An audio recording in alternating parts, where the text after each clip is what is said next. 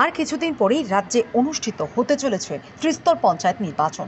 এই পঞ্চায়েত নির্বাচনকে সামনে রেখে পঞ্চায়েত দখল নিয়ে শাসক বিরোধী উভয়ের পক্ষ থেকে জোর প্রস্তুতি শুরু হয়েছে। ঠিক একইভাবে সোমবার কমলাসাগর বিধানসভার অন্তর্গত কাজারিয়া কমিউনিটি হল ঘরে বিজেপির এক সাংগঠনিক বৈঠকের আয়োজন করা হয়।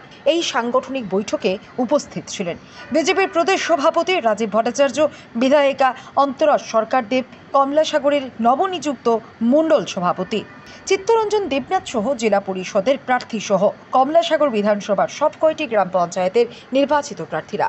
এই সাংগঠনিক বৈঠকে আগামী পঞ্চায়েত নির্বাচনকে কেন্দ্র করে সুষ্ঠু ও অবাধ নির্বাচন সহ দলীয় বিভিন্ন বিষয় নিয়ে বিস্তারিত আলোচনা করা হয়। কমলাসাগর মণ্ডলে বিশেষ সাংগঠনিক বৈঠক অনুষ্ঠিত হচ্ছে।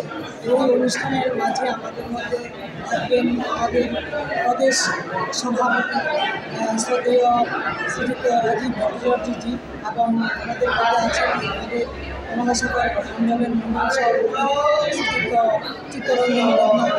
তো আজকে আমরা যে ত্রিস্তরের যে আমাদের জেলা পরিষদ সমিতি এবং পঞ্চায়েতের সদস্যদের নিয়ে আমরা এসেছি।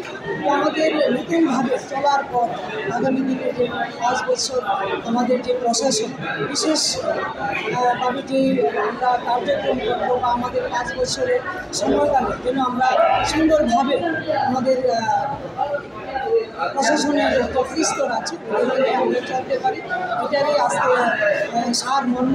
আজকে সবাই আমরা একসাথে বসেছি। তো আগামী দিন আমি আশা রাখি সকলের কাছে যে ত্রিস্তরের যে প্রতিনিধিরা আছেন প্রার্থী হিসাবে আমাদের মধ্যে আছেন পুরো 3 টায়ার্স, সকলের কাছে আমি এই বার্তা দেব যে আগামী আমাদের যে 5 বছর পঞ্চায়েত রাজ যে ত্রিস্তরের যে কর্মসূচি 5 বছরের জন্য আমরা সুন্দরভাবে প্রত্যেককে নিয়ে যাদেরই যেই দায়িত্ব দেওয়া হবে সাংগঠনিক নিয়ম নীতি চলে যেন আমরা পঞ্চায়েতগুলো বা ত্রিস্তরের কাজকর্মগুলো চলতে পারি এবং আমাদের সারা ত্রিপুরা রাজ্যের মধ্যে কমলাসাগর বিধানসভা যেন একটা শ্রেষ্ঠ বিধানসভা রূপে দিতে পারি। আজকে মেইন কর্মসূচি।